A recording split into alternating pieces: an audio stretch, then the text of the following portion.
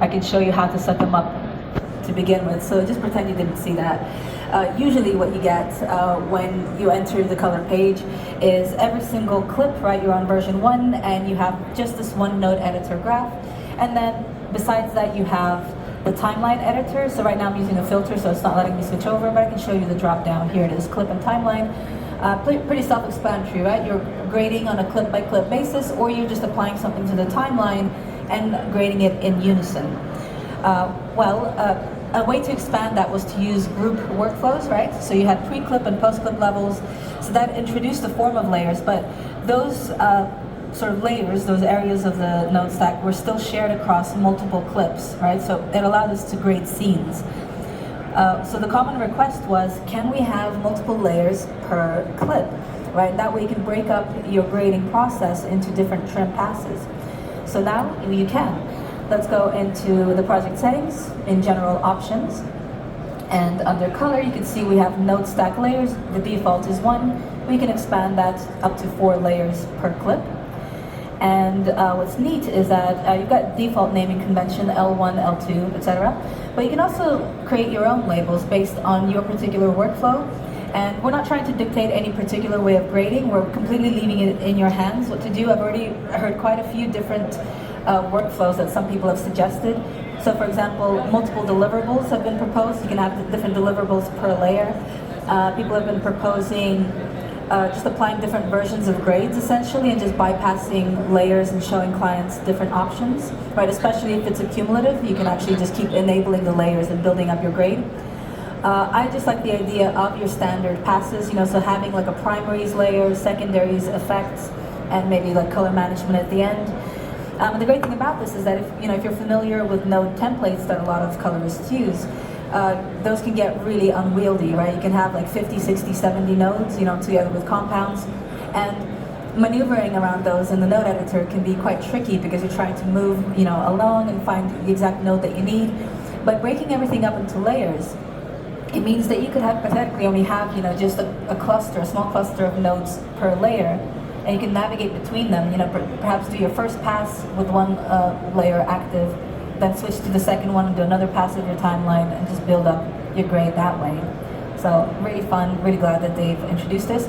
By the way, if you are still going to be using groups, you're fine, they're still supported.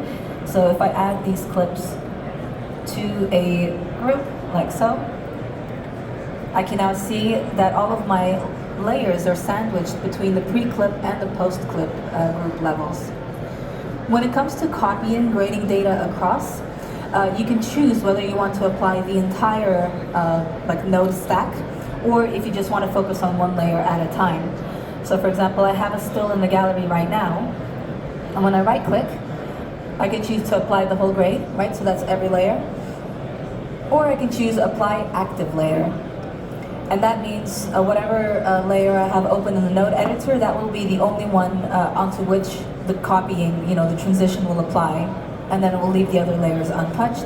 And this applies to any workflow in which you're copying data across, so things like rippling as well will work on this basis. All right, let's keep on going. Let's look at another project so we can show off a few more things.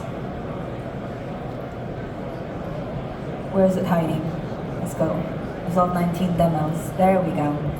So another major addition to the color page is a new effect. It's called the Film Look Creator. Let me create a brand new node. I'm going to open up my effects panel. And you'll find this under the emulation category. It's Film Look Creator over here. Let me actually drag a little bit so you can see our performers better.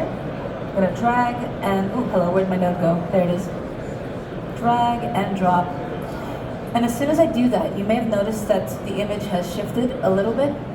Right, so this is the underlying operation of the tool. Before you start making any changes to the parameters, there's already 60 or so parameters actively affecting your image, right? So it's defining how the shadows are going to behave, how the contrast and the highlights, and it's all pretty much geared towards behaving in a more filmic manner, right? So more photometric application.